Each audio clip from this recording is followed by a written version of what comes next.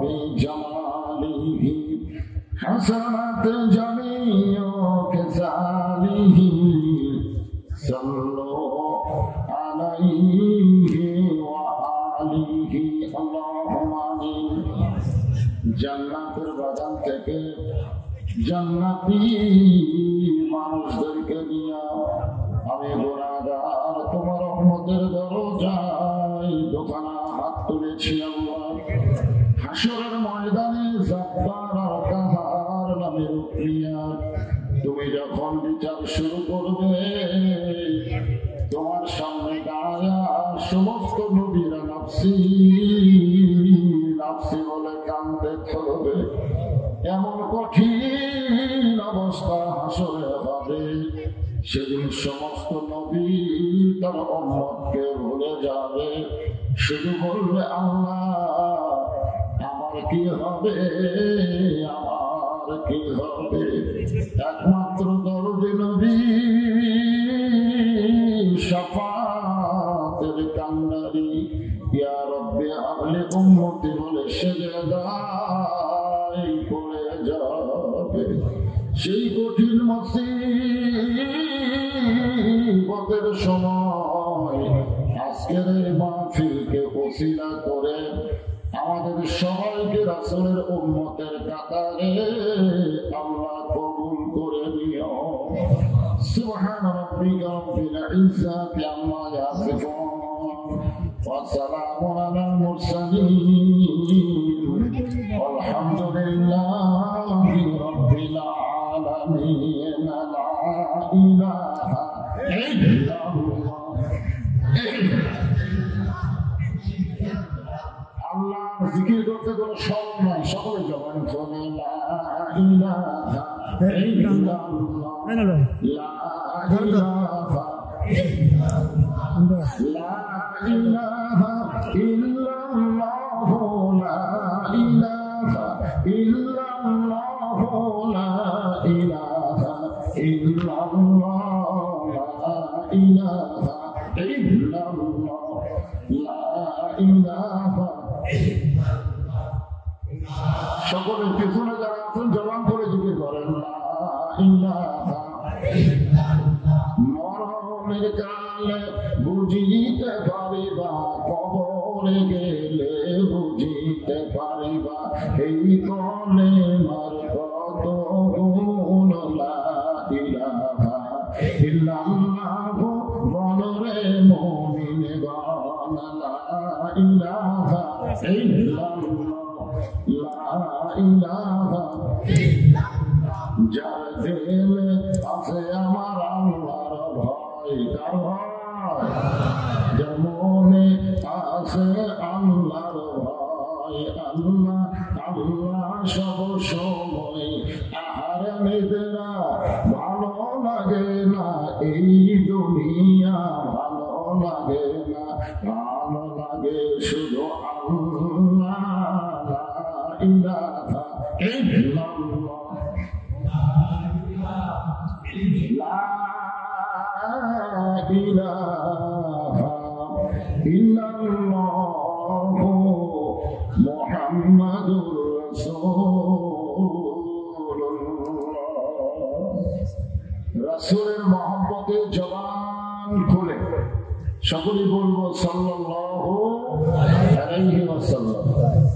গোবর্ধনপুর কেন্দ্রীয় জামে মসজিদ কমিটি কর্তৃক আয়োজিত আজকের এই ওয়াজ মাহফিলে আল্লাহ তাআলা যিনাকে সম্মানিত সভাপতির আসনে কবুল করেছেন, জনাব আলহাজ এবিএম হাবিবুর রহমান।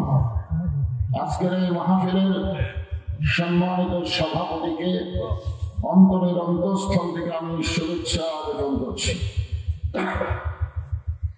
আজকের এই মাহফিলের সম্মানিত সহসভাপতি মুফতি AKM আশিকুর রহমান, কারি মাওলানা মোহাম্মদ ওবায়দুল্লাহ, সম্মানিত সভাপতি এবং সম্মানিত সহসভাপতি দলকে অন্তরের অন্তঃস্থল থেকে আমি শুভেচ্ছা জ্ঞাপন করছি। আজকের এই মাহফিলের সম্মানিত প্রধান অতিথি যদিও আসতে পারেন নাই, ওনার পক্ষ থেকে মসজিদের উন্নয়ন কমিটি নগদে 20,000 টাকা থেকে দান করেছেন জনাব মোহাম্মদ বিলজার রহমান। আজকের মাহফিলের বরেণ্য অতিথি, সম্মানিত অতিথি, বিশেষ অতিথি, বহু অতিথি, সকলকেই অন্তরের অন্তঃস্থল থেকে আমি শুভেচ্ছা জ্ঞাপন করছি। আজকের এই মাহফিলের সম্মানিত ওলামায়ে কেরাম, এই জাতির শ্রেষ্ঠ সন্তান আলেম ওলামা।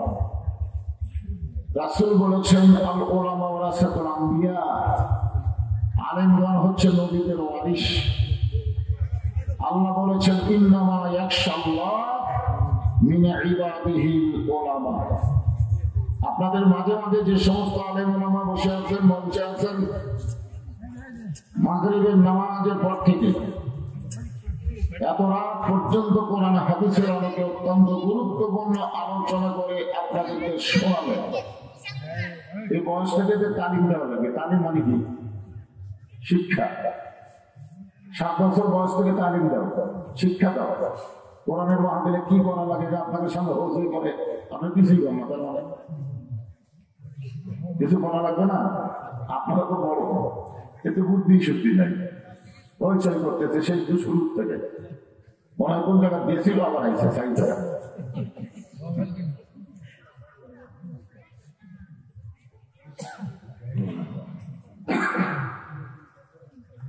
আমার সামনে যিনারা বসে আছেন, যিনাদেরকে আল্লাহ দয়া করে, রহম করে আজকের এই জান্নাতের বাগানে কবুল করেছেন। যখন বললাম কবুল করেছেন, তখন মনে হয় আপনাদের কিছু বলার দরকার ছিল। আপনারা হয়তো মনে মনে চিন্তা করতেছেন আমরা নিজেরাই এখানে আইছি। না, আপনারা এখানে আসেন নাই, আল্লাহ আপনাদের নিয়ে আইছে। আল্লাহ কোরআনে বলেছেন, মা সাবাকা মিন হাসানাতিন ফামিনাল্লাহ। বান্দা বান্দির দ্বারা যখন কোনো ভালো কাজ হয়, এই কাজ বান্দা বান্দি করে না, বরং আল্লাহ করে। আপনারা বলেন তো, শীতের রাতে আরামের ল্যাপটপ বাদ দিয়া, কম্বল বাদ দিয়া, এই যে জান্নাতের বাগানে আপনারা বসেছেন, এখানে আপনারা আইছেন না আল্লাহ নিয়ে আইছেন? আল্লাহ দয়া করে, রহম করে আজকের এই জান্নাতের বাগানে আমাদেরকে আসবার মতন, বসবার মতন, কোরআন হাদিসের আলোকে কিছু শুনবার মতন তৌফিক দান করলেন। আমরা সে আল্লাহর উপরে খুশি হবে। তখন জবান করে সংস্কারে সকলে বলবো, রব্বানা লাকাল হামদ হামদান কাসীরান তাইয়িবান মুবারাকান ফীহি। আমরা আল্লাহর প্রশংসা করলাম, কারণ আল্লাহকে আমরা বিশ্বাস করি। বিশ্বাস করেন না? বিশ্বাস করি। দুনিয়াতে কোনো কারো প্রশংসা করলে তাদের লাভ ছাড়া আপনাদের কোনো লাভ হবে না, কিন্তু শুধুমাত্র আল্লাহর প্রশংসা করলে আল্লাহ সে বান্দা বান্দির মতো এত খুশি হবে। কামলাউল মিজান, মিজানকে আল্লাহ নেকি দিয়ে পরিপূর্ণ করে দেয়। মিজান মানে আপনারা কতটুকু মনে করেন? সাহাবারা জিজ্ঞাসা করেছেন, রাসূলুল্লাহ মিজানটা কত বড়? আল্লাহ রাসূল বললেন, আসমান এবং জমির ফাঁকা জায়গার সমান। সবাই বলবেন না সুবহানাল্লাহ? যারা সুবহানাল্লাহ বলছেন, বিশ্বাসের মিলাই বস্তু তর্কে বহুত। তর্ক যদি করেন, একবার আলহামদুলিল্লাহ বললে যদি আসমান জমির ফাঁকা জায়গা পূর্ণ হয়ে যায়, তাহলে দুইবার বললে কোন জায়গায় থাকবে? কি করে এরকম তর্ক করা যায় না? তর্ক করা যায় না। আমি এক জায়গায় বলেছিলাম, আপনার যে মাহফিলে বসে আছেন, এটা বেহেশতের বাগান। এক লোক দাঁড়িয়ে বলতেছে, নিচে খেয়ার উপরে সামিয়ানা, একটু বৃষ্টি হলে একটা মানুষও থাকবে না। এইটা যদি বেহেশতের বাগান হয়, তাহলে বেহেশত খুব একটা ভালো নয়। আচ্ছা, এইরকম কথা যদি বলে, তার উত্তর কি হবে? কারণ বিশ্বাস করি, বিশ্বাস। এই জন্য একটা কথা আছে, বিশ্বাসে মিলাই বস্তু তর্কে বহুদূর। তর্ক করে কোনো লাভ হবে হবে? তর্ক করে গেলে ঝগড়াই হবে। আপনারা বিশ্বাস করেন, একবার আলহামদুলিল্লাহ বললে আসমান জমির ফাঁকা জায়গা পুরো হয়ে যায়। এখন দুইবার বললে আর একটা ফাঁকা জায়গা দরকার আছে না? আছে না? আচ্ছা, একটা ঘরের মধ্যে 100 পাউন্ডের একটা বাল্ব জ্বালালেই কিন্তু গোটা ঘর আলোকিত হয়ে যায়। ওই ঘরে আর একটা বাল্ব যদি জ্বালান, আর একটা ঘর লাগে না? ওই ঘরের মধ্যে আলো থাকে। আর একটা যদি জ্বালানো, তার জন্য কি আলাদা ঘর লাগে না? ওই ঘরেই থাকে। আর একটা জ্বালানো, এভাবে 100 জ্বালাবে 100 ঘর লাগে না? এক ঘরের মধ্যে আলোকে রাখা যায়। যেরকম ঠিক কিনা? এইটা যদি বিশ্বাস করেন, তাহলে এইটাও বিশ্বাস করা লাগবে, যতবার বলবেন আল্লাহ ততবার আসমান জমিনের ফাঁকা জায়গা পরিপূর্ণ করে দেবেন। আর যখন সুবহানাল্লাহ বলবেন, আল্লাহ এত খুশি হয়, বসে আছেন ঘরের মাহফিলে, আর আপনাদের নামে আল্লাহ গাছ লাগাই দিল জান্নাতের বাগানে। কোন জায়গায় বসে থেকে কোন জায়গায় গাছ লাগালেন, দেখছেন? এখন আপনারা বলেন তো, দুনিয়া থেকে যে জান্নাতের বাগানে গাছ লাগাই তাকে আল্লাহ জাহান্নাম দিবে? কি মনে হয়? বিশ্বাস না করতে বিশ্বাস আমাদের মধ্যে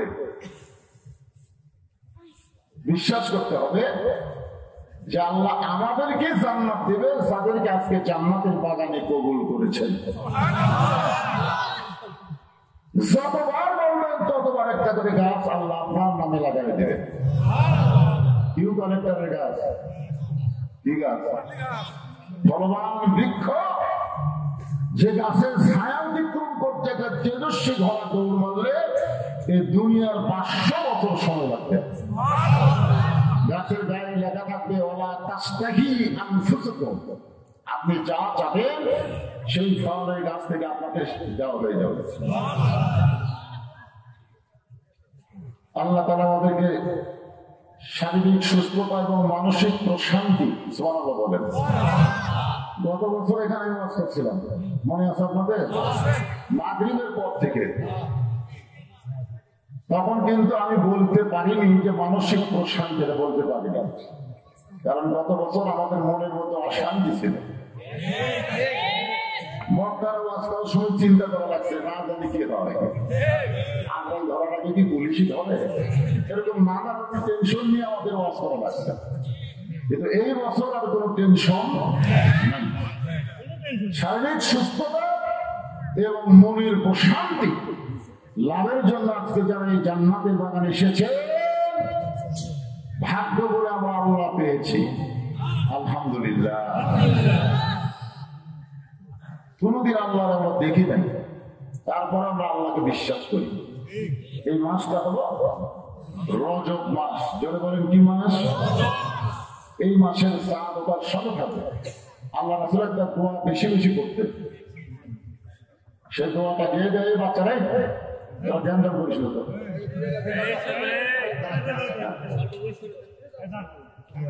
আল্লাহুম্মা বারিক লানা ফি রজব ওয়া শাবান ওয়া বাল্লিগনা রমাদান। ওয়া বাল্লিগনা রমাদান শব্দের অর্থ হলো, আল্লাহ রাসূল বলতেন রমজান পর্যন্ত আমার হায়াতকে বাড়ায় দাও।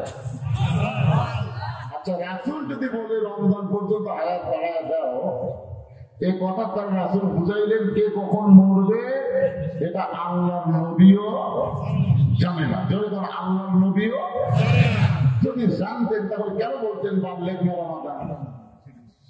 তো নবী যদি না জানে, আমাদের মধ্যে কিছু কিছু লোক জানে যে এত সালের আগে আমাদের ওলামাইকে ঠিক আগামীকাল পর্যন্ত আমরা থাকতে পারবো কিনা, আগামীকাল পর্যন্ত আমি বাঁচবো কিনা, এই গ্যারান্টি দেওয়ার কেউ নেই। জয়গণ কথা ঠিক কিনা? আর এত সালে তাহলে কি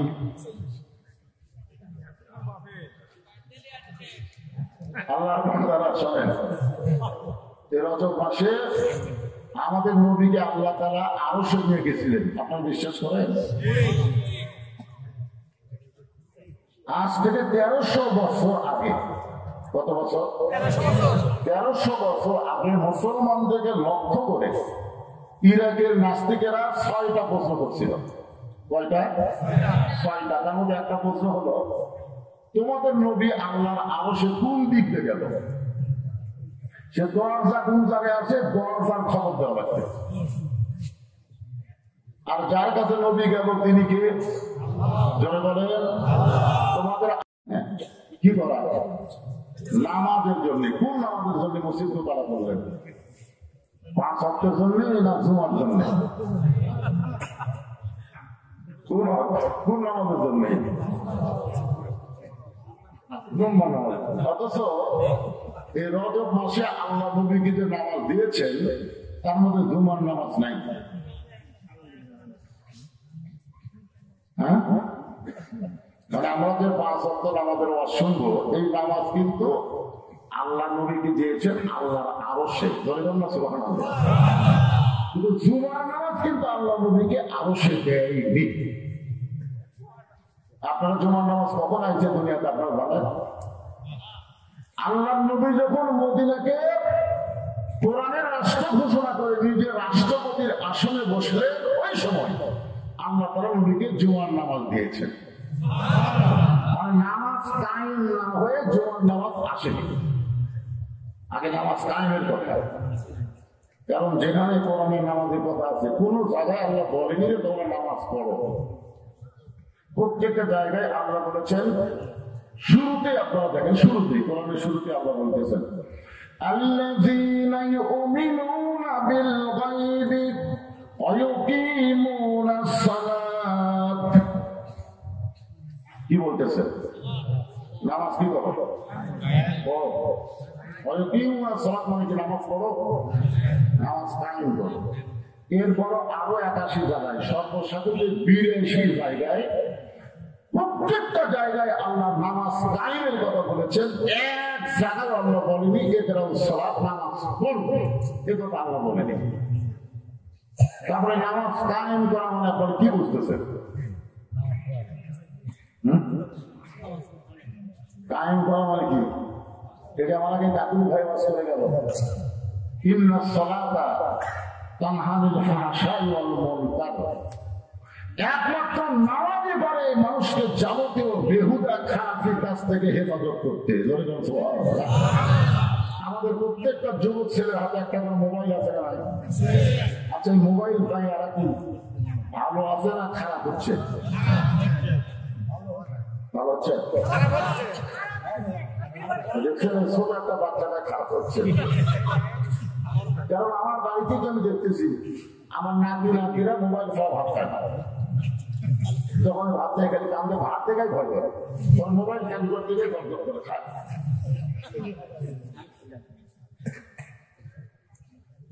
এই যুবকদেরকে যদি আমরা ভালো করতে চাই তাহলে নামাজ কায়েমের আন্দোলন করা লাগবে। ধরে কোন কথা ঠিক কিনা? এখন নামাজ কায়েমের আন্দোলন কিভাবে করা যায়? আল্লাহ কোরআনে কি বলতেছে, রাসূল হাদিসে কি বলতেছে, এই বিষয়গুলো নিয়ে আজকে আপনাদের সামনে আলোচনা হবে ইনশাআল্লাহ। নবুয়তের 10ম বৎসরে, কত বছর? 10ম। আমাদের নবী তো দুনিয়াতে আসার আগেই নবী। এই নিয়ে কিন্তু ফিতনা আছে, আছে না? নাই। একজন বলেছে যে 40 বছর আল্লাহ নবীকে নবী হিসাবে ঘোষণা করেছে, তার আগে তিনি নবী ছিলেন না। এই কথা বলার পিছনে কিন্তু বহু ফতোয়া হয়ে গেছে। আমি নতুন করে ফিতনা বানাতে যাচ্ছি না, কারণ ফিতনা মারাত্মক। আমাদের সমাজের মধ্যে ফিতনা ছড়ায় দেওয়ার কিছু শয়তান আছে, দরকার আছে না? আর ফিতনা তো আসাধ্য মিনাল কতল। ফিতনা হচ্ছে কতলের চাইতে মারাত্মক পাপ। আর ফিতনা তো আসাধ্য মিনাল জিনা। আর এক জায়গায় জিনার কথা বলা হয়েছে, এখানে কোনো ফিতনা না। আমরা সবাই বিশ্বাস করব কারা কারা নবী হবে দুনিয়া তৈরির আগে আল্লাহ কিন্তু জানে। দরকার কথা ঠিক কিনা? তাহলে আমাদের নবী যে নবী হবে এটা আল্লাহ জানি কি জানে না? দুনিয়াবাসীর কাছে প্রকাশ করেছে 40 বছর পরে। এই নবুয়তের 10ম বছর, অর্থাৎ 10 বছর নবী হয়ে গেছে। তারপরে আল্লাহ তাআলা নবীকে আরশে নিয়ে গেলেন। নবুয়তের 10ম বছর। কত বছর? 10ম। আল্লাহ নবী 5 ওয়াক্ত নামাজ নিয়ে দুনিয়াতে চলে আসলেন। 5 ওয়াক্ত নামাজ নিয়ে কোথায় আসলেন? দুনিয়াতে আসলেন। এক সময় আল্লাহ তাআলা আমাদের নবীকে জান্নাত দেখার তৌফিক দিয়েছিলেন। সুবহানাল্লাহ। নবী যখন জান্নাত দেখলেন, আপনার বলেন তো ভিতরে থেকে দেখলেন না বাইরে থেকে দেখলেন? বাইরে থেকে না, আসলে বাহির থেকে দেখার ভিতর থেকে দেখা দুটো দেয়া। আজকে আমাদের বাংলাদেশে অনেক মুসলমান ইসলামকে বাহির থেকে দেখতেছে, যার কারণে তারা বলতেছে রাজনীতির সাথে ইসলামের কোনো সম্পর্ক নেই। মানে এরা বাইরে থেকে দেখে মস্ত বড় মুক্তি হয়ে যাচ্ছে, মুক্তি ফতুয়া মারতেছে। ইসলামের সাথে রাজনীতির কোনো সম্পর্ক নেই, রাজনীতির সাথে ইসলামের কোনো সম্পর্ক নেই। আর এটা ভিতরে ঢুকে দেখতো আছে না নাই? কোরআনের রাজত্ব নামে একটা সুরাই আছে, ধরে কোন আছে? হ্যাঁ। সম্রাট শাহজাহান একদিন নামাজের পরে আল্লাহর কাছে হাত তুলে টানতেছে আর বলতেছে, ও বাদশাহ বাদশাহ, তোমার দরবারে আমি ফকির। তার মানে বাদশাকে আর শাহজাহান কি কথা কয় না? বাদশাহ মানে তোমার রাজা কই, রাজা বাদশাহ, যেরকম কথা ঠিক কি? তাহলে বাদশার নীতি হলো রাজনীতি, আর শাহজাহান ফকিরের নীতি হলো ফকরা নীতি। আপনি বলতে পারেন ইসলামের সাথে ফকরা নীতির কোনো সম্পর্ক নাই, এ কথা বলতে পারেন, কিন্তু রাজনীতির সম্পর্ক নাই।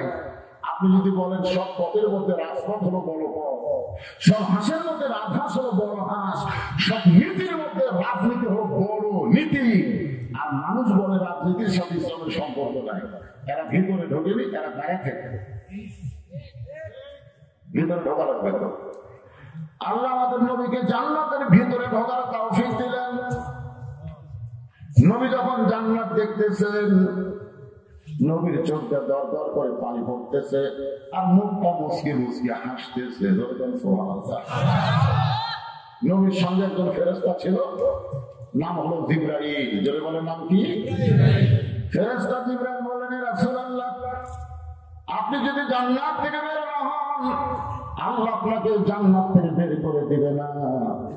কারণ জান্নাতের শর্ত হলো সালাম আলাইকুম তিবতুম ফাদখুলুহা খালিদিন। কেউ যদি একবার জান্নাতে প্রবেশ করে, আল্লাহ বলেছেন খালিদিন, চিরস্থায়ী ভাবে সে জান্নাতে থাকবে। আপনি যদি বের না হন, আল্লাহ আপনাকে জান্নাত থেকে বের করে দিবে না। সঙ্গে সঙ্গে নবী এত গর্ব হলেন, চিৎকার করে বললেন, জিবরাইল, যে কথা একবার বলেছ এই কথা দ্বিতীয়বার বলো না। আমি নবী আমার জন্য না, আমি নবী হলাম আমার উম্মতের জন্য। তুমি কি মনে করো জিবরাইল, আমার উম্মত গুলো দুনিয়া থেকে আসে আমি নবী জান্নাতে আরাম করব, এমন নবী আমি নই। জিবরাইল বলে, হুজুর তাহলে কি খবর? রাসূল বলেন, খবর হলো আল্লাহ যদি আমাকে বলতো জান্নাতে থাকেন, তাহলে আমি ঢুকতামই না। আমি সেই নবী যেদিন আমার সমস্ত উম্মতকে আল্লাহ জান্নাত দিবে, সেই দিন আমি নবী থাকার জন্য জান্নাতে ঢুকবো, মানে আমার উম্মত ছাড়া আমি নবী জান্নাতে ঢুকবো। আলহামদুলিল্লাহ। এই নবী শুধু আমাদের নবী না, আমাদের কি এতে দরুদের মধ্যে আপনার কি বললেন? আল্লাহুম্মা সাল্লি আলা সাইয়্যিদিনা। সাইয়্যিদিনা শব্দের অর্থ কি? কথা কয় না, নেতা বাড়ে ধরে গণ। নবী আমাদের কি? শুধু নবী না, আমাদের বাংলাদেশে কিছু মুসলমান শুধু নবী মনে করে, নেতা হিসাবে কোন একজন মানুষের পিছনে ঘুরঘুর করে। নবীর প্রতি দরুদ পড়ে, নবীর সালাম করে মসজিদের ভিতরে, কিন্তু নবীর সমাজ গড়ার কাছে অনেকের দ্বন্দ্ব মনে বাজে। মনে করে নবী থাকবে মসজিদে, নবী থাকবে মাদ্রাসায়, নবী কেন বাহিরে থাকবে? এরকম মনে করছিল আবু জেহেল, যে আপনি ঘরের মধ্যে কোরআন তেলাওয়াত করেন, আমরা বাইরে থেকে গেলে কোরআন তেলাওয়াত শুনবো, আপনি যা পাবেন বিনিময় তাই পাবেন, তাই পাবেন। আপনি যদি বলেন একটা সুন্দরী যুবতী বউ চাই, আমরা সাপ্লাই দেব। যদি আপনি বলেন ভালো ভালো খাবার, আপনার ঘরের মধ্যে এসে হাজির হবে।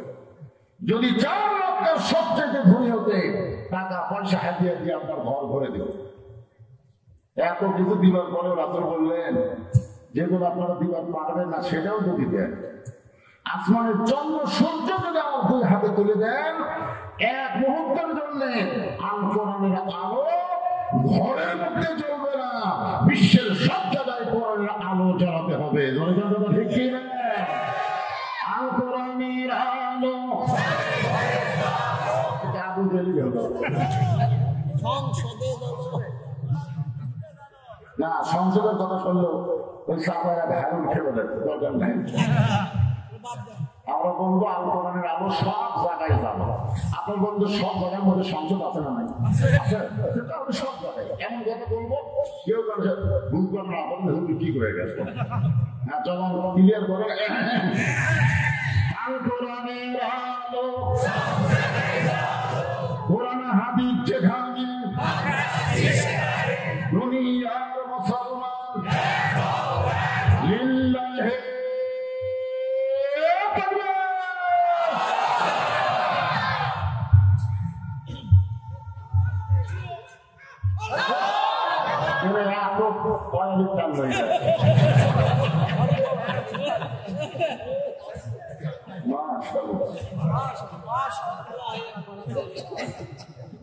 শোনেন, কত বছর মাগরিবটা মাত্র ছিলাম তো, আজকে দেরি হয়ে গেছে।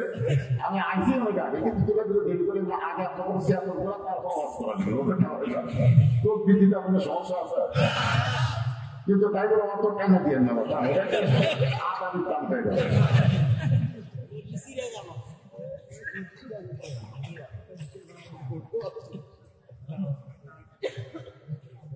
প্রশ্ন 6টা মনে নাই,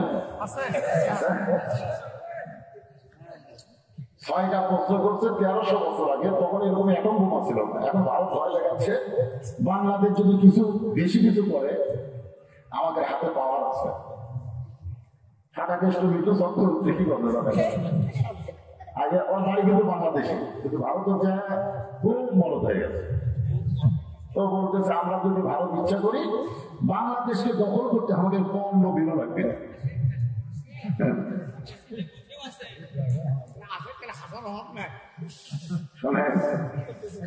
আমরা কি লড়াই করবো? ওর যে কাছে পারমাণবিক বোমা আছে, অস্ত্র আছে, সৈন্য আছে, আমাদের কি আছে?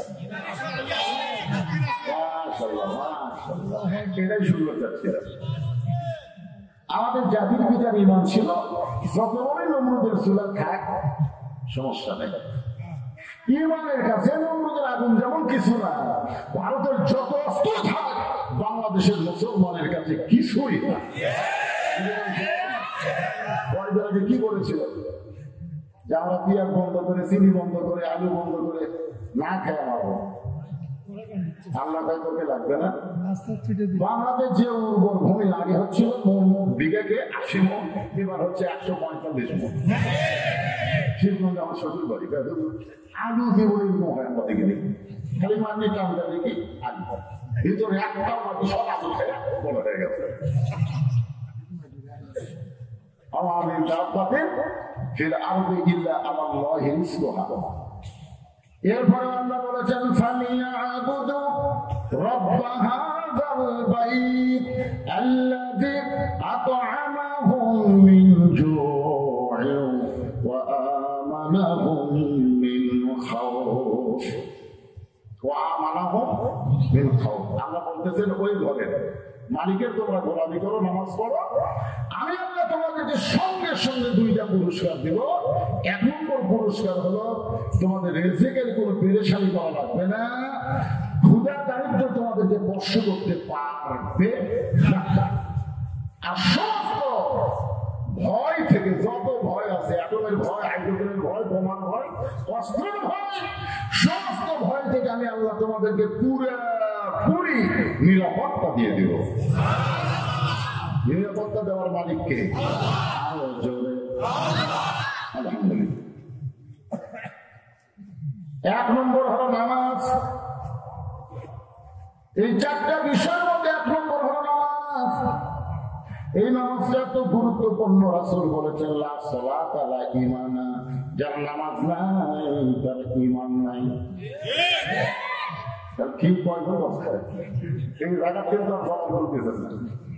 আপনাদের মধ্যে এমনও মানুষ থাকতে পারে যারা মাগরিবও পড়েনি এসব পড়বে। আপনার বলেন যে যারা মাগরিব এসে পড়েনি এরা কত পড়বে? কিসের কাজ করতে পারে? পাঁচ ওয়াক্ত আমাদের মধ্যে সবচাইতে কষ্টের নামাজ হলো ফজর নামাজ। এই ঠান্ডার দিনে ফজর পড়া মানে কি? অনেক হুজুরও পর্যন্ত ফেল করতেছে। হ্যাঁ, হুজুরও করতেছে, কি করবে? তো যারা মাগরিব এশার নামাজ পড়েননি, এই হাদিস অনুযায়ী তাদের খবর কি হলো? লা সালাতা লা দীন, যার নামাজ নাই তার কোনো ধর্ম নাই। বাইনাল আবদি ওয়াল কুফরি তারকুস সালাত, বান্দা কাফের মধ্যে পৃথক করার জিনিসটার নামই হলো নামাজ। এই নামাজ ওয়াজ দেওয়া হবে না। কাকুলি সাহেব বললেন 32 বছর, আমি বললাম 42 বছর, আরো 100 বছর ওয়াজ করেন, ওয়াজ দিয়ে নামাজ হবে না, হবে না। এই জন্যে নবুয়তের 10 বছর আল্লাহ নবীকে নামাজ দিলেন। এরপরও নবী 3 বছর মক্কায় ছিলেন। প্রকাশ্যে আদানো হয়নি, প্রকাশ্যে জামাতও হয়নি। রাসূল ভাই আল্লাহ আপনি কোরআনে বললেন আপনি সালাত নামাজ কায়েম করো, কিন্তু আমরা তো পারতেছি না।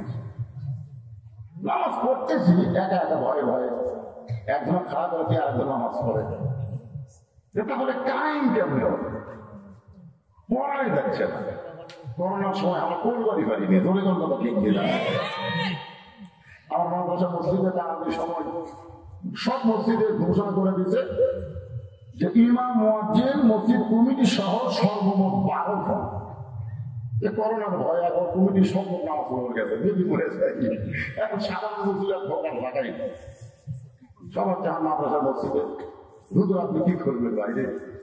তাহলে 2 জন তোমরা গেটে খায় থাকো, পুলিশের কোনো গাড়ি দেখলি গাড়ি একটু ইশারা করে আওয়া এক সময় কিন্তু একটা গাড়ি দেখে মনে হচ্ছে পুলিশের গাড়ি দেখে পুলিশ কপি স্যান্ডেল ধরে পড়ে আসে পরে নামাজ ছেড়ে দেবো। পড়ার ভয় যেত না, পুলিশ জরিমানা করবে 5,000 টাকা 32 জন লোকের সমস্যা। আল্লাহ বলেন হাবিব মক্কায় আপনাকে আমি নামাজ দিয়েছি, নামাজ কায়েমের পরিবেশ মক্কায় নাই। নামাজ কায়েমের পরিবেশ করতে গেলে আপনাকে যেতে হবে মদিনা। দিনের বেলা না, রাত্রে বেলা, গভীর রাত্রে মক্কা ছেড়ে আপনাকে মদিনায় হিজরত করা লাগবে। চিন্তা করে দেখে, নামাজ কায়েমের জন্য নবী মক্কা ছেড়ে কোথায় যাবেন? একটু হোহা করে কোথায় যাবেন? গভীর রাত্রে একদিন হিজরতের হুকুম হবে, সেই দিন আপনি মক্কা ছেড়ে মদিনায় যাবেন। আল্লাহ হিজরতের হুকুম দিল ওই দিন, যেদিন মক্কার 60 জন নেতা আল্লাহ নবীর বাড়ির চারিধার ঘেরাও করছে। যতদিন নবীর বাড়ির চারিধার ফাঁকা ছিল কেউ ঘেরাও করবে, তখন আল্লাহ হিজরতের হুকুম দিয়ে গেলেন।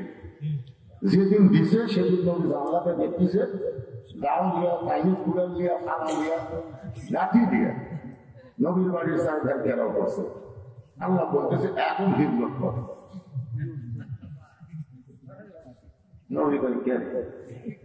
এরকম কঠিন অবস্থা আল্লাহ হিজরত করতে বলার পিছনে আল্লাহ কারণ কি? যেদিন কেউ ছিল না সেদিন আল্লাহ হিজরত হুকুম দিল না, আর সেইভাবে বাড়ি ঘেরাও করছে, আর এখন বলছে হিজরত করে। আল্লাহ নবী ডাক দিলেন আলী, লব্বাইকা রাসূলুল্লাহ। নবী বলেন আলী আমার বিছানায় তোমাকে ঘুম পাড়তে হবে, ওরে তামানে চাদর দিয়ে। আলী বলছে তো বুঝু কেন? বলে দেখো চাহিদা আমার ঘেরাও করছে মারার পর, তুমি আমার বিছানাতে এমন হয়ে থাকতে পারাবার মনে করে আমি ঘুমে আছি, এই মনে করে তোমার বসাই মনে করবে নবী ঘুম পাচ্ছিছে, ঘর থেকে বাড়ায় না কেন বাংলাতে মারো, এই মনে করে তোমার বসা মারবে আর আমি খালি যদি আপনি কোথায় যাবেন, ওর অত সমাজ দরকার নাই, বিচার ঘুম পারবেন না সেটা। কিন্তু আমার মনে করে কিন্তু মারি নাই এইরকম কথা বললে কেউ বিশ্বাস শুনবে? হযরত আলী বললেন, রাসূলুল্লাহ আমার আপত্তি নাই। রাসূল বলেন, আলী একটা চিন্তা করো।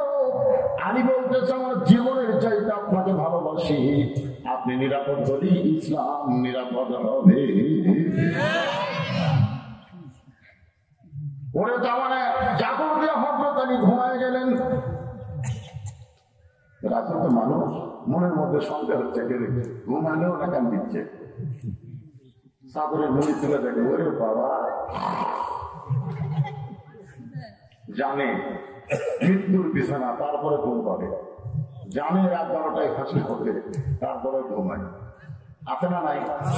জিজ্ঞাসা উকিলকে বলতেছে, কেন খবর কি? বলে আজকে রাত 12টায় আপনার ফাঁসি হবে স্যার। বলে এখন বলতে করে 9:30, আলহামদুলিল্লাহ 2.5 ঘন্টা আছে। ঘুম পাড়ি বুঝতে কি করবো, 2 ঘন্টা ঘুম পাড়িছি, এখন যদি না পায় এখন আসছে। উকিল ভাই মানুষ না, ভাত খাবে, সে এখন পারি আমার উকিল মন খারাপ করে চলে গেছে। 2 ঘন্টা পরে সেটাকে ফাঁসির কর্মন ছেলে মাঠটাকে ঘুম পাড়িয়েছে।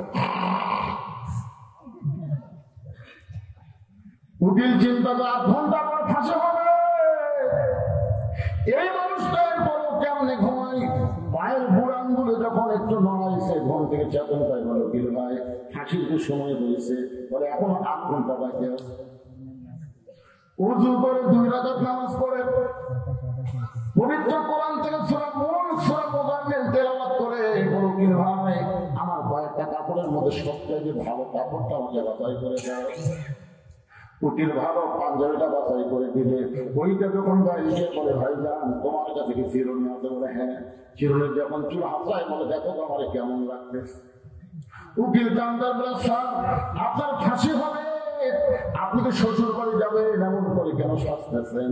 আল্লাহ নবী চোখে পানি নিয়ে মুচকি হাসিতে বলতেছে, ঘুমের মধ্যে আল্লাহ পাক আমাকে জানাইছে, অন্যায় ভাবে যাদের ফাঁসি দেওয়া হবে তারা মরবে না, তাদেরকে আল্লাহর জান্নাত দিয়ে বরণ করা হবে। লিমান ইয়াকতালু ফি সাবিলিল্লাহি আমওয়াতুন বাল আহইয়াউ ওয়ালাকিন লা তাশউরুন। নবী দরজা খুলে বের হলেন, যাকে শিয়ারের চোখের মতো করে চোখ বলতেছে। খালি নবীর দরজার দিকে, বাড়ির দিকে এমন ভাবে তাকে আছে। রাসূল ভাই, আল্লাহ কি করি? আল্লাহ তাই কিছু করা যাচ্ছে না, আপনার কাছে যে অস্ত্র আছে। ওয়ানুনাজ্জিলু মিনাল কুরআনি মা হুয়া শিফাউ ওয়া রাহমাতুল লিল মুমিনিন। সব সমস্যার সমাধান। আয়াতটা আপনারা বিশ্বাস করলেন না? করছেন? আয়াতের বাংলা অর্থ দিল, একটা স্লোগান দিলে তো অর্থ পারে হয়ে যায়। আমি যে বলবো সব সমস্যার সমাধান, আপনারা বলবেন দিতে পারে আল্লাহ। সব সমস্যার সমাধান কোরআনের 3টা আয়াত এক মুষ্টি বাবার মধ্যে পড়ে রাসূলকে আল্লাহ বলেন উপর থেকে শিখায় দেন। রাসূল যখন বালু নিক্ষেপ করে, ওই বালুটা আল্লাহ 60 জন নেতার সাথে সমান ভাবে ঢুকে দিয়েছে। ওইটা হাতে যে দাঁড়িয়েছিল, রামদান ছিল, বর্ষা ছিল, সব খাইলা দিয়ে গেলে রাসূল খায় আল্লাহ ওইটা অস্ত্র দিয়ে ওটা কেন বসানো হয়? আমি কোন দিকে খেয়াল নাই, চোখ করছিলাম খেয়াল আছে। আল্লাহ বলেন আপনি মারে দিন না, সময় মতো মারে মারে। 24 সালের 5 আগস্টে ধরে আজকে মারের দিন না, 15.5 বছর একটু ধৈর্য ধরা লাগবে। তোমার কথা কম না কেন? না কি সব সময় যা আসতে ছিল সেটা করে। গভীর রাত্রে নবী চোখে চোখে আবু বকরের বাড়ির দরজায়, নেতা যেমন কর্মীও তেমন, ধরে গেল সুবহানাল্লাহ। আস্তে করে ছোটা মারলি দরজা খুলে গেল। নবীর চমকে যাওয়া অবস্থায় গভীর রাত্রে যে তোমার দরজায় আসতেছি, তুমি কি জানতে নাকি? বলে হুজুর 6 মাস আগে আপনি বলেছিলেন একদিন গভীর রাত্রে মক্কা ছেড়ে মদিনায় হিজরত করা হবে, আমাকে সঙ্গে করে যাবেন। সেদিন থেকে আজ পর্যন্ত কোনো রাত্রিবেলা ঘুমাইনি, বরং সারা রাত আমি দরজায় দাঁড়িয়ে থাকি। রাসূল বললেন চলো যাই। আবু বকর সাথে সাথে রওনা দেন।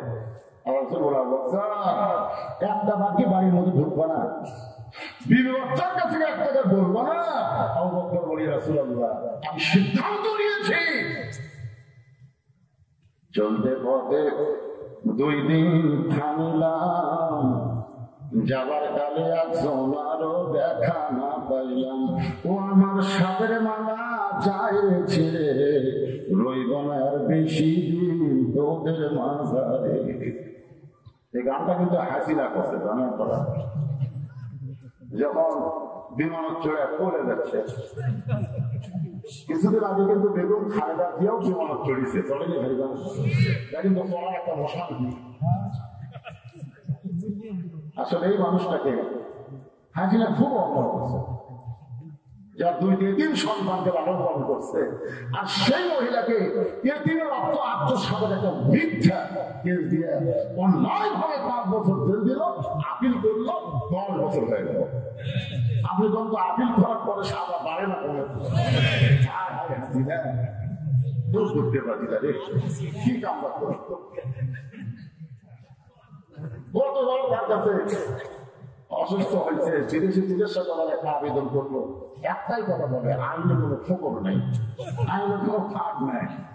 আল্লাহ আইন ডাক্তার আল্লাহ দেখাবো বলে কোন কথা দেখছি না। তোমার বড় ভিডিও আমরা দেখছি, সেখানে হানাকালি মাটির দিকে মাথা করে হাঁটছে আর হাঁটিয়া ফেলে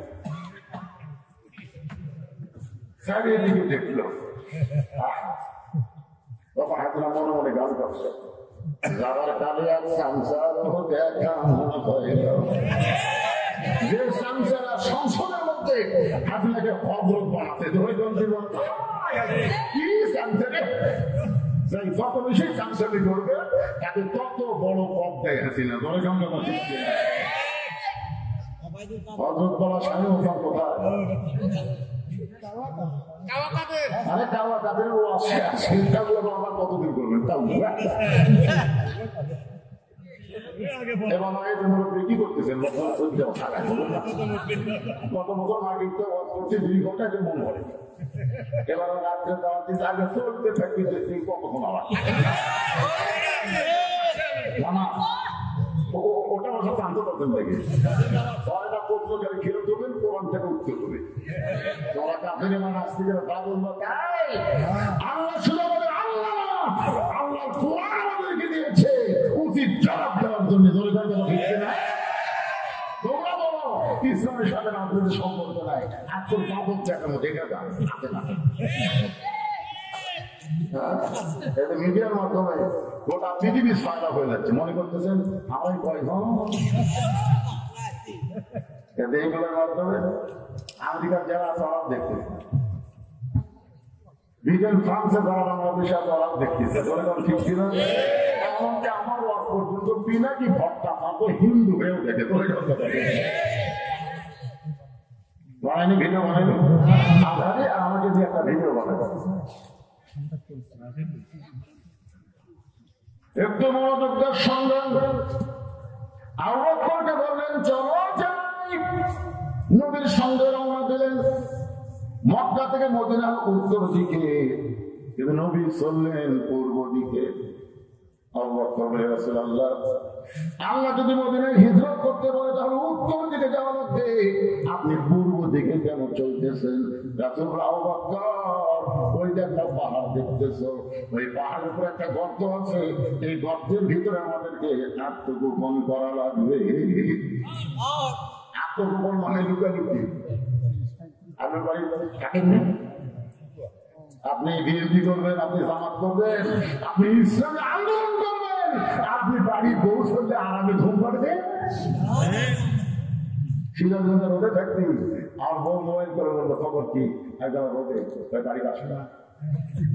সন্ধ্যার পর থেকে পুলিশ খেলে ঘুরতেছে, আজকে কিন্তু সাইজ লাগবে। আমি সজলকে বললাম, আব্বা না বাবা আমার একটু অসুস্থ। আমি চিন্তা করলো কাক বলবে বন্ধু বান্ধব 3-4 জনকে দিলাম, ভাই আপনি ডাকি ভাই আপনার টাকা তখন বললো গাড়ি 8 কিলো খাটের দিয়ে আরো বাড়ির মধ্যে কম্বল পায় আর কি লুকালুকি আসলে শূন্য যেরকম সবাই। আরে এই শূন্য যারা পালন করেননি এরা পালন করে তো আপনি এমন একটা বল করেন শয়তান যেন আপনাকে খুঁজবে দরকার মানে রেখে কেউ যদি বলে আমার কোনো টেনশন নাই, আমি দিনে খাই রাতে ঘুমাই, তুই শয়তানের দল করিস তো টেনশন হবে থেকে। মাটি থেকে 5,600 ফুট উপরে 5,600 ফুট উপরে একটা গর্তের মধ্যে নবী আবু বকরকে নিয়ে, নবী দুর্বল হওয়ার কারণে আবু বকর ওনাকে বাড়ি বানায় ঘুমায় গেলেন, কিন্তু আবু বকর ঘুমায় না। কিছুক্ষণ পরে দেখে ঘরের সুরের গরমে নবীর কপাল ঘেমে মুখটা টানার মতন ঘাম বের হয়ে গেছে।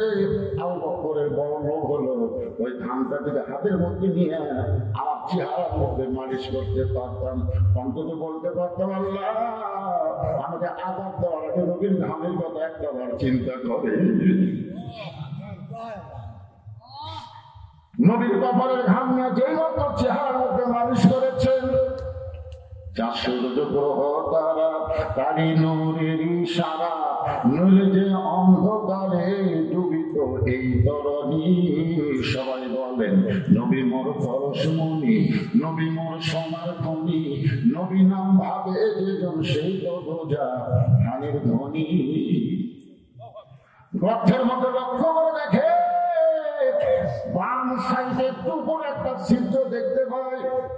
আবু বকরের মনের মধ্যে বড় ভয় হলো, এই ছিদ্র দিয়ে যদি কিছু বের হয়ে আমার নবীকে কামড় দেয়। গর্তের মধ্যে মানুষ হলো 2 জন, ধরে কোন কয় জন, কিন্তু কিছু বের হয়ে শুধু নবীকে কামড়াবে। নবীর প্রেমে আবু বকর এমন ভাবে হাবুডুবু খাওয়া শুরু করেছে, আবু বকরের অস্তিত্ব ভুলে গিয়ে 2 চোখে শুধু নবীর দিকে তাকায় আছে। শিশুকালে মরে গেছে মা, গর্বে থাকতে মরছে পিতা, নবী চোখে দেখলেন না। কে করিবে লালন পালন, কে দিবে সান্ত্বনা, এই দুনিয়ার বড় এতিম নবী ছিলেন একজন। বাম পাখা যখন ছিদ্রের মুখে লাগাই দিচ্ছে, এমন সময় লিয়াবলুয়াকুম আইয়ুকুম আহসানু আমালা, যেরকম সুবহানাল্লাহ, পরীক্ষা হবে, সুন্দর আমলের পরীক্ষা হবে। আগামী ভোটে সুন্দর আমলের পরীক্ষা হবে। আমার ভোট আমি দিব, যাকে খুশি তাকে দিব, এই স্লোগান বাদে বলতে হবে। আমার ভোট আমি দিব, দেখে শুনে বুঝিয়ে দিব। দলে দণ্ড বা ভিত্তি কোন চোর, কোন দুর্নীতিবাজ, কোন বাটপারকে আমার ভোট দিয়ে আমি সংসদে পাঠাবো না। দলে দণ্ড বা ভিত্তি না, আপনাকে আমার বিবেক দেয়নি। অনেক মানুষ জান্নাত দেওয়ার সময় আমরা বলতে এই তো জান্নাত দিবারই করতাম, কিন্তু এত রড ছেড়ে চুরি করছো, আমি জীবনে কোনো ইলেকশন করি নেতা বলে আমার আমার রড ছেড়ে করতাম, তুই যা ছেড়ে মারতে উইলে চুরি করতাম। إن الله يأمركم أن تؤدوا الأمانة إلى أهلها ويحكمكم بين الناس أن تحكموا بالعدل. جل سبحانه وتعالى. একটু মনোযোগের সন্ধান, লিয়াবলুয়াকুম আইয়ুকুম আহসানু আমালা। আল্লাহ বলে বিষাক্ত সাপ, ওয়াদাটা পাহাড়ে ঘুরিষ্কার, ওই গর্তের ভিতরে ছিদ্রে যে পা লাগায় দিছে, এই পায়ের তালুতে কামড় মার। আল্লাহর হুকুমে একটা বিষাক্ত সাপ এসে 20 মুখের মধ্যে নিয়ে আবু বকরের পায়ের তালুতে যখন কামড় বসায় দেয়, আবু বকর কান্দার বলে সাপ রে, তুই মনে করছিস যে তোষের তোর বিশেষ যন্ত্রণা আমি পা টান দেব, দরকার হলে আমি মরে যাব, কিন্তু পা টান দিয়ে নবীকে কামড় দেওয়ার সুযোগ পাবি না। সাপটা আবার কামড় মারে, আল্লাহর হুকুমে আবার কামড় মারে। কিতাবের মধ্যে আছে 5 বার সাপটা কামড় মারলো, গোটা দেহ থরথর করে কাঁপতেছে। অসতর্ক মুহূর্তে এক ফোঁটা চোখের পানি নবীর গান মোবারকে পড়েছে। নবী চোখ করে বলা, বাচ্চা এরকম কান্দার পেছনে কারণ কি? এই বাচ্চার কথা মনে করে কি তুমি কাঁদতেছ? আবু বকর বলে, রাসূলুল্লাহ আপনি যখন ঘুমায় গেলেন সিদ্ধির মুখে পাটা লাগাইছে কি যেন বারবার কামড় দেয়, কান্দে দেখে বিষাক্ত স্বপ্নে বলা, একবার কামড় দিয়ে আমাকে ঘুম থেকে চেতন করতে পারে না, কিন্তু ঘুম থেকে চেতন না করে এতবার কেন স্বপ্নের কামড় তুমি হজম করলাম? আবু বকর বলে, রাসূলুল্লাহ আমার জীবনের চাইতে আপনার ঘুমের দাম বেশি, আমি মরে যাব কিন্তু ঘুম থেকে চেতন করার বেয়াদবি আমি সহ্য করব না। সেটা গায়ে সুরের সামান্য কাহিনী করলাম, রাত শেষ। আমি যে পড়া দিলাম দেয় তো পারাবার পারবো। আবু সুফিয়ান বলেন, এটা তাহলে আজকে আমাকে খেয়াল দেন। আবু সুফিয়ান বলে, না এই 7 জন নেতা একত্র হওয়ার সুযোগ আছে। আজকে যখন আমরা একত্র হয়ে মারার জন্য আইছি, মাইরেই যাবো। তো বলে কি হবে? ঘরের মধ্যে ঢুকে টানা টান করে তারপরে আবু জাহেলের কথা মতো আবু জাহেলের নেতৃত্বে 60 জন নেতা নবীর ঘরের দরজায় গিয়ে যেই মাত্র দরজা টাঙ্গা খোলে দেখে চাদরের মধ্যে রাত দেখে ঘুম পাচ্ছে, মাথা ঢাকা, পা ঢাকা। আবু জাহেলের খেলে এক মারার জন্য আমরা সারা রাত পড়া দিই, আর এইভাবে ঘুম পাবে। আবু জাহেলের একটা চাল চাইছিল, নাম হলো উলিদ বিন মুগিরা। ওর হাতে একটা বর্ষা ছিল, ধরে বলতে আছে এই বর্ষাটা চাদরের উপর দিয়ে মারে, যাকে মারার জন্য সারা চেতন থাকি আমি আমাকে ঘুম পাবে, যাকে না মারা পর্যন্ত শান্তি লাগে। এই বলে যেই মাত্র বর্ষা মারতে চাই, নবী আবু জাহেল খপ করে বর্ষাটা ধরছে। এই ঘুমন্ত মানুষকে মারা বাইরে লাগবে। আচ্ছা, এই ফটো আবু জাহেল কেন দিতে বন্ধ? এই ফটো দেওয়ার জন্য কারণ হলো আল্লাহর নবী যে সত্যি নবী, এটা আবু জাহেল জানতো। আবু জাহেল কিন্তু মারবে না, কারণ আবু জাহেল মারার জন্য ছেদ করবে, কিন্তু নিজে মারবে। আবু জাহেল তো নবী সালাত মানুষ বলেন না যে নবীর বাড়ি হলো আমার বাড়ির কাছে, আর এই নবী যদি তার বাড়িতে আমি হত্যা করি তাহলে আমার শুনতে। এই জন্য বলতেছে না ঘুমন্ত মানুষকে মারা বাইরে নাই। অনেকদিন নবীরা বলে নেতা সব সময় আপনার কমান্ড মানা হবে না, সারা ধরে তাকে পড়া দিলাম আর সেই বেটা আমাকে ঘুম পড়ে আমি মাছ ধরি। এইগুলো আমার যখন বর্ষা মারতে চাই আমি নেতা থাকতে তুই চান্স এত বড় গেছে। আজকে বাংলাদেশে দেখবেন অনেক নেতার সাইকেল চান্সের মোশন বেশি, বড় নেতা চাকরি না, কিন্তু চান্সের উৎসব আমাকে থাকাই। একটু মনোযোগ দেওয়ার সন্ধান। আল্লাহ নবীর যত শত্রু ছিল সবচাইতে বড় শত্রুর নাম হলো আবু জাহেল, আর সবচাইতে খারাপ শত্রুর নাম হলো ওলীদ বিন মুগীরা। সবচাইতে বড় শত্রুর নাম কি? সবাই বলেন বড় শত্রুর নাম কি? আর সবচাইতে খারাপ শত্রুর নাম কি? আমাদের বড় শত্রু কিন্তু ভারত। আপনি মানেন না না মানেন, বাংলাদেশের জন্য সবচাইতে বড় শত্রুর নাম কি? আরো ধরে বলে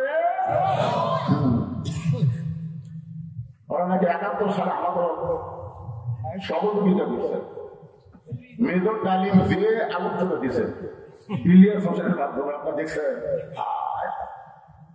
ভারত কিন্তু কোনো কালে আমাদের সহযোগিতা করেনি, ওরা আমাদেরকে অঙ্গরাজ্য বানানোর একটা চেষ্টা করেছে ওর বাপের মাধ্যমে, তার মেয়ের মাধ্যমে। জনগণটা ঠিক কিনা?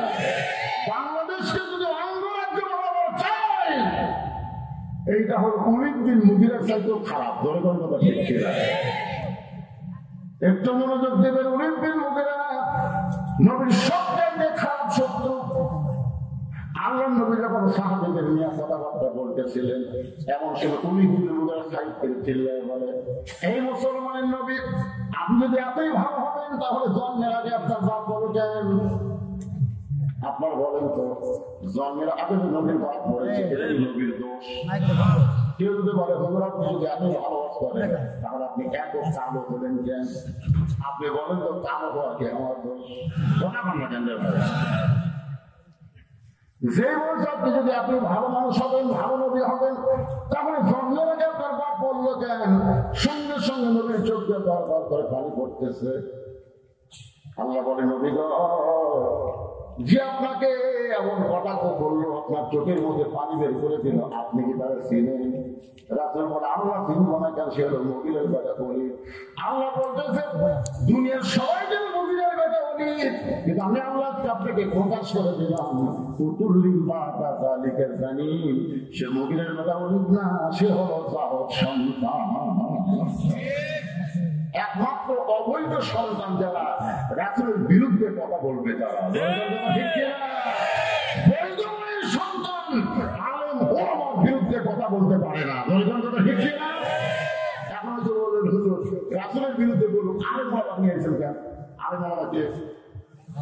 আলেম ওলামা ওরা ছাত্র আমার এলাকার আওয়ামী লীগ বলতে পারে। আসলে আল্লাহ আমার সাইদি হুজুর, আল্লাহর ওলি। আমি বললাম, এত বছর পরে বলতেছি, তখন বলতেছে সাহস পাই না, তখন সাহস পাওয়া যায়। এখন বলতেছে আমার এলাকার অনেক হিন্দু মাঝে মধ্যে আমার কাছে আসে, হিন্দু আমরা আপনার দল করবো। আমি বললাম, কে কাজবার তুই হিন্দু মানুষ আমার দল করবি কেন? আমি আমার হিসাব করে দেখলাম, এই কোরআন নিয়ে তারা রাজনীতি করে, তাদের মতো ভালো মানুষ বাংলাদেশে নেই। একটা হিন্দু কর্তব্য বলতেছে, আর একটা আওয়ামী লীগ বলতেছে সাইদি হুজুর আমরা বলি, লক্ষণ কিন্তু খারাপ না। কি বলে আর বেড়ে করছে বাইরে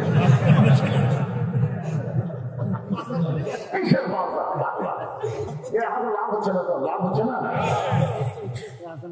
আল্লাহর বান্দার একটু মনোযোগ দিয়ে শুনবেন। ওলীদ বিন মুগীরা হলো উতুল্লিম বাদা যালিকা জানিম। এই কথা শুধুমাত্র নবী জানে, দুনিয়ার কেউ জানে? নবীরে কে জানাইছে? কয়েকদিন পরে নবী সাহাবীদের নিয়ে যখন গল্প করবে, ওই সময় ওলীদ বিন মুগীরা এসে দাঁড়াইছে। নবী জানে আসবেন তো, এর কারণই হচ্ছে নবীর বিরুদ্ধে কথা। নবীর বিরুদ্ধে কিছু বড় রাজি নবী বললেন, উতুল্লিম বাদা যালিকা জানিম। ওলীদ বিন মুগীরা মারছে দৌড়, দৌড়ে গেল মায়ের কাছে, বলে বলেন তার কাছে সন্তান কেমন এটা কেউ না জানলেও কিন্তু তার মা জানে। যে সন্তান কোরআনের মা খেলে বসে, কিছুক্ষণ বসার পর লাভটা ওঠে, আবার বাহিরে গিয়ে ধরে, আবার কিছুক্ষণ বসে, আবার ওঠে, আবার ধরে। আবার দেখবেন কিছু সন্তান বসে না, তারা মাপের বাইরে ঘুর ঘুর করে, ধরে গল্পটা ঠিক কিনে। এই সন্তান কেন এমন হলো? যদি জানলাম তার মায়ের কাছে যান, জোর করে ধরলে অবশ্যই বলবে, এই সন্তান যখন পেটে ছিল আমি পেটক নিয়ে গোটা পাড়া ঘুর ঘুর করছি, পেটের মধ্যে অনেক ধরনের ব্যায়াম আছে, বাইরে আইসা কোনো জায়গায় ঠিক মতো থাকবার পারে না। আর সন্তান যদি স্বীকার করা হয়, জন্মের আগে জন্ম হওয়ার কারণে ওই সন্তান সবসময় অস্থির থাকে। ধরে গণ ঠিক কিনা? অস্থির বুকের কাছে 2 দিন আগে জন্ম আছে, ঘুমের মধ্যে বাইর করে দেখে বাঁচা না মরালে তখন প্রাণ উঠে যাচ্ছে, ওর মাথার ঢাকি ওই যে মাথার ঢাকি খাতে যায়, ওই ঢাকিতে ওই মোবাইল ছাড়া ভাত খায় না, ওই মোবাইল ছাড়া কান্না খাবে না। ধরে কথা ঠিক ছিল। সন্তান ভালো না মন্দ এটা জানি কে? আরো জোরে আমার মায়েরা কিন্তু বলেছে, গত বছর হুজুর হাতে কোনো ওয়াজ করে নাই, থাকি দিয়ে চলে গেছে, কিন্তু আজকে হুজুর থাকি দিয়ে চলবে না। আমার মায়েদের জন্য কিছু ওয়াজ কোরআনে আসে না নাই? আসে না নাই? কি হয়েছে বাবা? 1300 বছর আগে, কয়টা বছর? আপনার হয়তো মনে করবেন হুজুর এই প্রশ্নের উত্তর নিজেই জানে না, কি ওয়াজ করলো, হ্যাঁ ধরে ছিল রইল না। এই প্রশ্নের উত্তর আগে আমার মা বলতে কিছু অল্প করা লাগবে। ঠিক কিনা? আমার মা যদি ভালো হয়, বউ যদি ভালো হয়, আগামীতে যে সন্তানগুলো দুনিয়াতে আসবে, এই সন্তানগুলো জন্মের সাথে সাথে ইসলামী আন্দোলনের কর্মী হবে। ভালো সন্তান কোনদিন আক্রম বাক্রম ঘোরানো সাদা এই শিক্ষা হাত দিবে না। ওরা কোরআনকে একমাত্র শিক্ষা এবং চরিত্র উন্নতির শিক্ষা, নৈতিকতার শিক্ষা হিসেবে গ্রহণ করবে। যখন ঠিক যে আল্লাহ তোমাকে সৃষ্টি করেছেন, আমাদের স্রষ্টার নাম কি? সে আল্লাহর নামে আমাদের শিক্ষা গ্রহণ করা লাগবে। একটু মনোযোগ দিয়ে কথাগুলো শুনবেন। সমস্ত মুসলমানের কাছে নাস্তিকেরা 6টা প্রশ্ন ছুঁয়ে দিয়েছে। মুসলমান আলেমেরা প্রশ্নের সামনে পড়ে নাস্তা করতেন, আল্লাহ দেখতে কেমন? আমরা দেখি তখন গর্ব কেন? আল্লাহ কোন জায়গায় আছে আমরা দেখছি। মুসলমান বলছিল রবকে আগে আল্লাহ দেখতে চাই, আল্লাহ বলছে নাম করানি সম্ভব না। আল্লাহ ভাবটা কেমন? আল্লাহ কোন দিকে বসে আছে? আল্লাহ এখন কি করতেছে? আর নবী ব্যাপারে তারা প্রশ্ন করেছে, নবী কোন দরজা দিয়ে আল্লাহর আরশে যাবো, দরজা দেখান লাগবে। সমস্ত আলেমরা প্রশ্নের সামনে যখন নাচতে না বসে, বড় মাসের 10 তারিখে বিশাল একটা কনফারেন্স, বিশাল একটা মিটিং করা হলো। সেই মিটিং এর মধ্যে খ্রিস্টানদের পাদ্রী এবং নাস্তিকদের ধ্বজাধারী ঘোষণা করে দিল, এই 6টা প্রশ্নের উত্তর যদি মুসলমান দিবার পারে তাহলে আমরা সব নাস্তিক মুসলমান হয়ে যাব।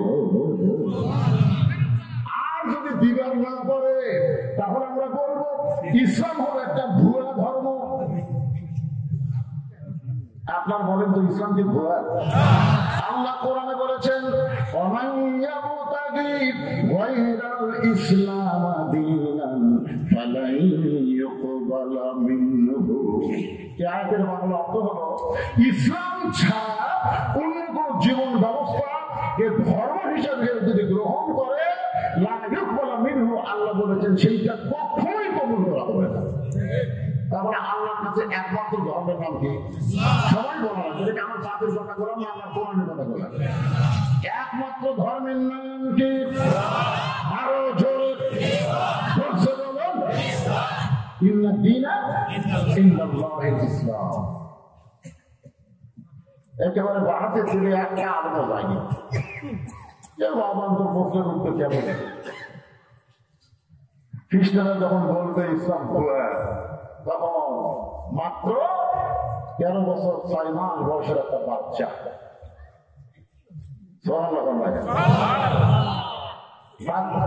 নাস্তিকদের সামনে দাঁড়ায় বলতেছে, যে নাস্তিকেরা তোমরা যে 6টা প্রশ্ন করেছো, আল্লাহ চাহে তো আমি উত্তর দেব ইনশাআল্লাহ। নাস্তিকদের সভাপতি প্রেসিডেন্ট বলতেছে, যখন হাতি ঘোড়া গেল পর ভেড়া পাই কত কত বড় বড় আলোচনা করে একটাও দাঁড়ানোর সাহস পাবে না। একটা পুষকে ওর হাতে ছিল আল্লাহর কোরআন। এই কোরআনটা ওই ছেলেটার হাতে ছিল। বলে কোরআনকে বুকের মধ্যে জাপটে ধরে একটা চুমা খেয়েছে।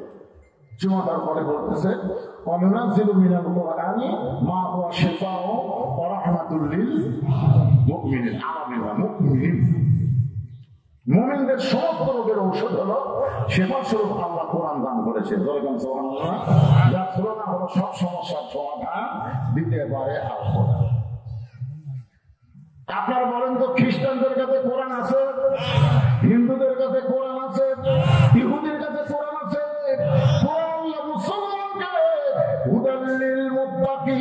মুত্তাকিদেরকে আল্লাহ ব্যবস্থাপত্র হিসেবে, জীবন বিধান হিসেবে আল্লাহ দিয়েছে।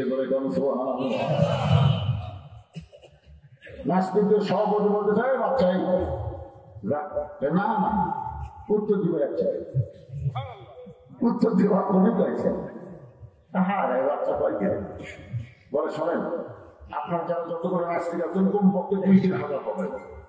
আপনার বলেন তো, আজকে এই মাহফিলে, এই বাহাতের সমাবেশে সবচেয়ে সম্মানী ব্যক্তিকে, যে প্রশ্ন জানে উত্তর জানে তিনি, না তিনি শুধু প্রশ্ন জানে তিনি? সবাই বলতেছে আজকের এই মাহফিলে সবাই প্রশ্ন জানে, কিন্তু উত্তর তো কেউ জানে না। ছেলে বলতেছে আমি জানি। এখন আপনারা বলেন, আজকের এই মাহফিলে সবচেয়ে দামি কি? সবাই বলতেছে যিনি প্রশ্ন জানে উত্তর জানে তিনি হলেন জানি। কিন্তু আমরা আমি তার মাটি জানিয়ে থাকবো। যিনি চেয়ারে বসে আছেন উনি চেয়ার ছাড়েন না। আমি চেয়ারের মধ্যে বসতে চাই। নাস্তিকের মুখকে হানিটা বলতেছে কিছুক্ষণের জন্য নসিহত ছেড়ে দিব তার কাছে উত্তর জানার জন্য। যদি না পারে আমার সকলে মিলে একটা করে দিনে এসে মরে যাবে। যাকে বলা হয় গণধোলাই। ধরে বলেন কি ধোলাই? ওই বাচ্চাটার নাম হলো নোমান ইবনে সাবেত। মাইকের সামনে হঠাৎ এরকম খারাপ হলো কেন? মাইকের সামনে ভালোই ছিল, হঠাৎ খারাপ করলে কেন? এখন তো ভালোই ছিল। ওই বাচ্চাটার নাম হলো নোমান ইবনে সাবেত। আস্তে আস্তে নাস্তিকদের চেয়ারের কাছে গিয়ে চেয়ারে বসে কোরআন থেকে তেলাওয়াত করলেন। তুইজ্জু মান তাশা ওয়া তুযিল্লু মান তাশা বিয়াদিকাল খায়র ইন্নাকা আলা কুল্লি শাইইন কাদির। হে নাস্তিকেরা, তোমরা আল্লাহ ব্যাপারে একটা প্রশ্ন করেছিল, মুসলমানের আল্লাহ এখন কি করে বলো তো? আল্লাহ ব্যাপারে 5টা প্রশ্নের মধ্যে নবী ব্যাপারে একটা প্রশ্ন। আল্লাহ ব্যাপারে কয়টা? তার মধ্যে একটা প্রশ্ন হলো মুসলমানের আল্লাহ এখন কি করে। আমার আল্লাহ তাআলা যে সন্তানকে কেউ চিনতো না সেই সন্তানকে চেয়ারে বসাই দিল, আর চেয়ারের মানুষটা আল্লাহ কুদরতি হাত দিয়ে ঘাড় ধরে নামায় দিল। এই মুহূর্তে আল্লাহ তাআলা হাসিনাকে তারা ইউনুসে বসায়া দিল। আপনারা বলেন তো আল্লাহ বাড়িতে যাবে না? আসলে ইউনুস বসার কারণে আমার একটা গজল বারবার মনে হয়। এখন কি গজল হয়? আমরা যখন শুনলাম ডোনাল্ড ট্রাম্প আমেরিকার প্রেসিডেন্ট হলো, তখন কিছু হুজুর কি বলা শুরু করলো, এইবার ইউনুস পড়াবে কোন দিক দিয়ে? কিন্তু আমার একটা গজল খালি হয় বাংলায়। কি গজল বলে? ইউনুস নবীরে খাইল মাছেতে গিলিয়া, ফেরেশতা পাঠাইলেন আল্লাহ ইসমে আগুন দিয়ে। একটা মাছ পর্যন্ত ইউনুসকে হজম করতে পারে নাই। ইউনুস নবীর নাম হওয়ার কারণে ডক্টর ইউনুসকে ভারত হজম করতে পারবে না, আমেরিকা হজম করতে পারবে না। উগুলা বের করে দেওয়া লাগবে। ধরে কোন কথা ঠিক না? ইউনুস নবীরে খাইল মাছেতে গিলিয়া, ফেরেশতা পাঠাইলেন আল্লাহ ইসমে আগুন দিয়া। দমে দমে সে হরদম পরে সে ইসমে আজম, মাছেরই উদর হইতে বাঁচাইলা প্রাণ। সবাই বলেন আল্লাহু আল্লাহু তুমি জানলে জালালুহু, শেষ করা তো পাই না গে তোমার গুণগান। আপনার গতকাল ফেসবুকে দেখছেন, গতকাল দেখেন নাই? বাংলাদেশের সব ইসলামিক দল আছে। আরো একটা চ্যানেল থেকে বলতেছে ইউনুসকে খুঁজে পাওয়া যাচ্ছে না। দেখেন না আপনার সার্ভিস কোথায় ব্যবহার খুঁজে পাওয়া যাচ্ছে না। কোন যন্ত্র লাগানো দেখা যাচ্ছে না। চত্বরে থেকে আবার চলে আসতেছে, তোমরা সবাই থাকো।